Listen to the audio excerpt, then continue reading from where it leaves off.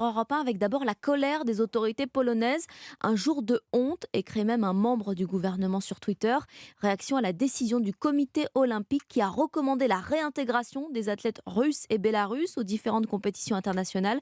Une condition toutefois, ne pas soutenir la guerre en Ukraine. Mais c'est une décision qui ne concerne pas à ce stade les Jeux Olympiques de Paris 2024. Le CIO tranchera, je cite, au moment approprié. Et en attendant, certains athlètes russes prennent les devants, comme cette joueuse de tennis, Martin Lange. Elle vient de demander une naturalisation française. Oui, à 22 ans, Varvara Gracheva est une figure montante du circuit féminin. Actuellement 54e mondiale, la Russe vient d'enchaîner des victoires de prestige au tournoi d'Indian Wells et de Miami.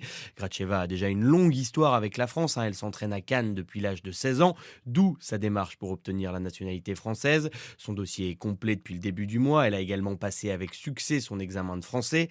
La balle est désormais dans le camp du ministère de l'Intérieur. Mais du côté de la Fédération française, le président Gilles Moreton est très enthousiaste à l'idée d'accueillir cet athlète en devenir. C'est quelqu'un, une joueuse qui est là depuis quelques années sur nos territoires, qui remplit toutes les conditions.